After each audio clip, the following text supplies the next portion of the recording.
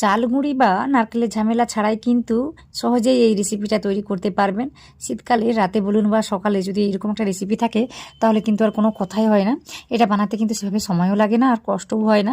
রেসিপিটি দেখুন, আশা করি আপনাদের ভালো লাগবে। যদি ভালো লাগে তাহলে আমার ভিডিওতে একটা লাইক দেবেন। নতুন কেউ হয়ে থাকলে অবশ্যই আমার চ্যানেলটিকে সাবস্ক্রাইব করে নেবেন, এইভাবে আমাকে সাপোর্ট করবেন। তো তার আগে নমস্কার, কেমন আছেন সবাই? আশা করি ভালো আছেন। শুভ শান্তি ফ্লগে আপনাদের সবাইকে স্বাগত জানাই, আমি শান্তি। তাহলে চলুন এই যে নরম তুলতুলে এবং পুরে ঠাসা পিঠা রেসিপিটি দেখে ফেলি। তো এখানে আমি কি করেছি, বাদাম নিয়েছি। তো নারকেল থাকলে নারকেল নেবেন, কিন্তু আজকে আমি বাদাম দিয়ে বানিয়েছি। এইভাবে বাদাম দিয়ে বানিয়ে দেখতে পারেন, এটা কিন্তু খেতে দুর্দান্ত হয়। তো এইভাবে মোটামুটি আমি 1 কাপের মতোই নিয়েছি। বাদামগুলো আগে থেকে ভাজা ছিল, যার কারণে আমি একদম লো আঁচে রেখেই 1 মিনিটের মতো ভেজে নিয়েছি। বেশি সময় ধরে আর ভাজছি না, না হলে এগুলো তেতো লাগতে পারে বেশি ভাজা ভাজা হয়ে গেলে। তো ওটা মাথায় রাখতে হবে। আর যদি দেখেন যে খোসা আছে, তখন কিন্তু একটু সময় নিয়ে ভেজে নিয়ে তারপর ঠান্ডা করে নিয়ে খোসাটাকে ছাড়িয়ে নিতে পারেন। তো এগুলো আমার ভাজা ছিল এবং খোসাটা ছাড়ানো ছিল, সে কারণে একটু সময়টা আমার কম লেগেছে। তো আমি কি করেছি, ওটাকে ঠান্ডা হতে রেখেছি। আর এদিকে ওই কড়াইতে আমি কি করেছি, 2 কাপের মতো জল দিয়েছি। তো জলটা গরম হচ্ছে, সাথে আমি দিয়েছি লবণ। তো দেখতেই পাচ্ছেন 2 কাপ জল আর একটু লবণ দিয়েছি। তো লবণটা কিন্তু বুঝে শুনে দিতে হবে। লবণের পরিমাণটা একটু কম থাকলে আমি দেখেছি খেতে কিন্তু ভালো লাগে না, তো বুঝে শুনে কিন্তু দিতে হবে। তো জলটা গরম হয়ে যেতেই আমি কি করেছি, 1 কাপের মতো সুজি দিয়েছি এখানে। ওই যে বললাম চাল গুঁড়ি আজকে দিচ্ছি না, তাই আমি 1 কাপের মতো সুজি দিয়ে মোটামুটি মিডিয়াম ফ্লেম করে রেখেছি। এই সময় দিয়ে সব কিছুকে ভালোভাবে মিশিয়ে নিচ্ছি। মিশিয়ে নেওয়ার পর কিন্তু আমি এখানে গ্যাসের ফ্লেমটাকে একদম লো করে দেবো, না হলে ডোটা কিন্তু নিচে লেগে গিয়ে মোটামুটি ওই কড়াইতে লেগে গিয়ে পুড়ে যেতে পারে। তাই আমি লো ফ্লেম করে দিয়েছি। তারপরে এভাবে কাজটিকে আমি করে নিয়েছি। তো এখানে আমি দেখে নিচ্ছি এখান থেকে কোনো রকম কিছু শেপ দেওয়া যাচ্ছে বাকি। তো এইভাবে মোটামুটি একটা দেখলাম যে শেপ দেওয়া যাচ্ছে সহজেই। তো আপনারা চাইলে কিন্তু এই মুহূর্তে একটু ঘি দিতে পারেন। ঘি দিলে কিন্তু এভাবে নিচে আর লেগে যাবে না, নিচে বলতে কড়াইতে আর লেগে যাবে না।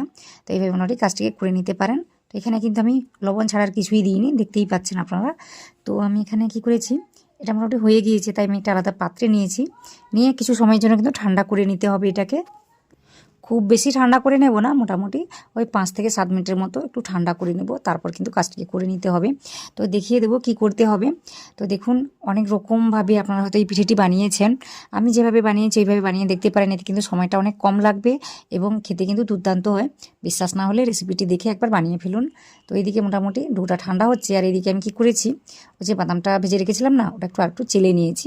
তো যার কারণে ওর মধ্যে যদি বালি থাকে বা কোনো রকম ধুলো বালি থাকে, তো ওটা কিন্তু পড়ে যাবে নিচে। তাই এইভাবে আমি কাজটি করে নিয়েছি। তারপর এইভাবে গ্রাইন্ডার জারে নিয়ে ঘুরিয়ে নিয়েছি। তো দেখতেই পাচ্ছেন কত সুন্দরভাবে কাজটি হয়েছে। একদম ফাইনভাবে কিন্তু কাজটি করা যাবে না, তো এইভাবে একটু ঘুরিয়ে ঘুরিয়ে কাজটি করে নিতে হবে। ঘুরিয়ে বলতে থেমে থেমে মোটামুটি 1-2 সেকেন্ডের জন্য চালিয়ে আবার বন্ধ করে দিতে হবে। এইভাবে 2-3 বার করলেই কিন্তু এভাবে কাজটি হয়ে যায়, বেশি একটা সময় লাগে না। তো দেখতেই পাচ্ছেন কিভাবে হয়েছে। তো এতে আমি মিশিয়ে দেবো গুড়। আপনারা চাইলে কিন্তু চিনিও দিতে পারেন, তো আজকে আমি গুড় দিয়ে বানাচ্ছি। তো মোটামুটি 1 কাপের একটু কম হবে গুড়টা, তো সেই পরিমাণ আমি গুড় নিয়েছি। তো যে যতটা পছন্দ করবেন ততটাই দেবেন, এতে কোনো রকম মাপঝাপ কিছুই নেই। তো বুঝে শুনে কাজটিকে করে নিতে হবে। তো ওই পাত্রটা আমার ছোট হয়ে গিয়েছিল, তাই আমি কি করেছি, একটা বড় পাত্রতে এভাবে ঢেলে নিয়েছি, নিয়ে হাত দিয়ে মিশিয়ে নিচ্ছি। তো দেখুন, কড়াইতে কিন্তু এটা তৈরি করা যেত, ওই গুড়টাকে পাক দিয়ে তারপর এভাবে বাদামটাকে মিশিয়ে দিলেও হতো। তো এইভাবে কিন্তু পুরটা তৈরি করা যায়। আমরা কিন্তু অনেকবারই কী করি, সরাসরি এইভাবে পুরটাকে তৈরি করে নিই, তৈরি করে নিয়ে কিন্তু কাজটি করি, তাতেও কিন্তু ফলটা ভালো হয়। তাই আজকে আমি আমার মতো করে দেখাচ্ছি আপনাদের। তো আশা করি আপনাদের অনেক সহজ মনে হবে বা ভালো লাগবে। তো রেসিপিটি দেখুন, অনেক কাজে আসবে আশা করি। তো দেখুন, এদিকে একটা আমি ছিদ্রযুক্ত পাত্র নিয়েছি। তো এতেই আমি পিঠেগুলো তৈরি করব, তাই আমি একটু ঘি বা তেল দিয়ে কাজটি করে নিচ্ছি। আমি এখানে ঘি নিয়েছি। তো এইভাবে করে নিলে আমি দেখেছি পিঠেগুলো সহজেই আর লেগে যাবে না, উঠে আসবে খুব ভালোভাবে। তো দেখতে পাবেন কি হয়। তো একটু ঘি লাগিয়ে আমি রেখেছি। তো এইদিকে মোটামুটি 5-7 মিনিটের মতোই হয়েছে। তো খুব কিন্তু ঠান্ডা হয়ে যায়নি, মোটামুটি গরম আছে। গরম থাকতে থাকতে এই ডোটাকে মেখে নিলে না, আমি দেখেছি খুব মসৃণভাবে কিন্তু কাজটি হয়, না হলে কিন্তু শক্ত শক্ত হয়ে যায় বা ফেটে যায়। তো এখানে একদম মসৃণ করে আমি একটা ডো তৈরি করে নেব। তো দেখতেই পাচ্ছেন ডোটা একদম মসৃণ করে মেখে নিয়েছি। আর কতটা মসৃণ হয়েছে সেটা দেখে নেওয়ার জন্য আমি কি করেছি, একটা লেচি করেছি আর একটু গোল করে নিচ্ছি। তো গোল করে নেওয়ার পর আমি একটু চাপ দিয়ে দেখে নেব ওই যে সাইডে ফেটে ফেটে যাচ্ছে কিনা। তো দেখুন, এখানে কিন্তু কোনো রকম কোথাও ফেটে যাচ্ছে না। তো বোঝা যাচ্ছে এটা একদম মসৃণ করে মাখা হয়েছে। আর যদি না মাখা হয় তাহলে একটু জল বা ঘি লাগিয়ে কাজটি করতে পারেন। তো এখানে একটা আমি বাটির আকারে গড়ে নিচ্ছি, ছোটো বাটির আকারে। একটু পাতলা করেই কাজটি করছি, যাতে করে খেতে ভালো লাগে পরে। তো এইভাবে মোটামুটি একটু পাতলা করে বাটির শেপে গড়ে নেওয়ার পর ওই যে আমি গুড় আর বাদামের পুরটিকে বানিয়ে রেখেছি, ওটাই আমি দিচ্ছি। তো এখানে আমি একটু বেশি করে দিয়ে ফেলেছি, আপনারা কিন্তু অল্প করেই দেবেন, কারণ যেহেতু সুজি এটা কিন্তু ভীষণই নরম থাকে, তো একটু ফেটে যাওয়ার কিন্তু ভয় থাকে। সে যাই হোক, মোটামুটি দেখুন কেমন করে কি হয়। খুব সহজ রেসিপি, সবাই কিন্তু পারবে। আর যেই শেপটি আমি দিয়েছি এটা কিন্তু সবাই বানাতে পারবে। তো দেখুন আমি কি করেছি, একটু নিচ থেকে চাপ দিয়ে দিয়ে উপর থেকে তুলে আনছি। সহজে কিন্তু এটা মুখটা বন্ধ করা যাবে না, তাতে করে কিন্তু পিঠেটা ফেটে যাবে পরে সিদ্ধ হওয়ার পর। তো মোটামুটি একটু সাবধানে কাজটি করে নিতে হবে। নিচ থেকে চাপ দিয়ে দিয়ে ঘুরিয়ে ঘুরিয়ে উপর দিকে এসে মোটামুটি আটকে দিতে হবে। তারপর একটু গোল করে নিচ্ছি। গোল করে নেওয়ার পর একটু লম্বা করে নিয়েছি। লম্বা করে নেওয়ার পর কিন্তু আমি একটা ডিজাইন দিচ্ছি। তো দেখুন এটাকে কিন্তু গোলভাবেও বানাতে পারেন, একদম বলের আকারে, তাতে করে কিন্তু কাজটা সুন্দরভাবে হবে। তো আশা করি সব কিছু বুঝতে পারছেন। তো দেখুন কত সুন্দর করে একটা শেপ আমি করে নিলাম।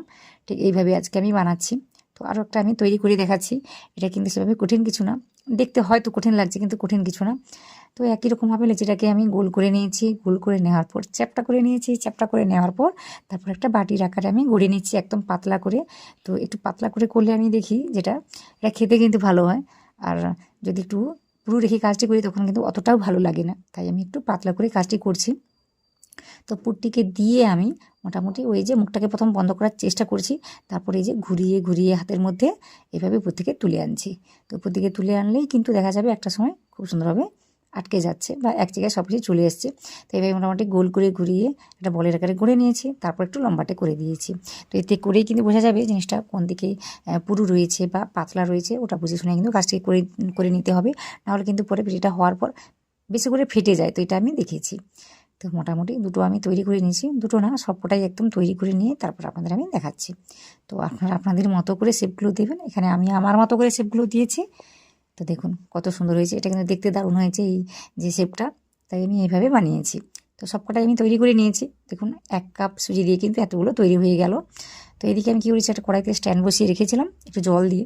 তো ওটা গরম হয়ে গেছে, তখন আমি কী করেছি এটাকে বসিয়ে দিয়েছি। বসিয়ে দিয়ে একটা ঢাকনা দিয়ে লাগিয়ে মোটামুটি 10 মিনিটের জন্য একদম মিডিয়াম ফ্লেম করে দিয়েছি। হাই করা কিন্তু যাবে না, তখন জলটা একদম উপর থেকে উঠে আসবে। তো মোটামুটি মিডিয়াম ফ্লেমে এইভাবে কাজটি করে নিয়েছি 10 মিনিটের জন্য। আর দেখতেই পাচ্ছেন পিঠেগুলো কতটা ফুলে গিয়েছে।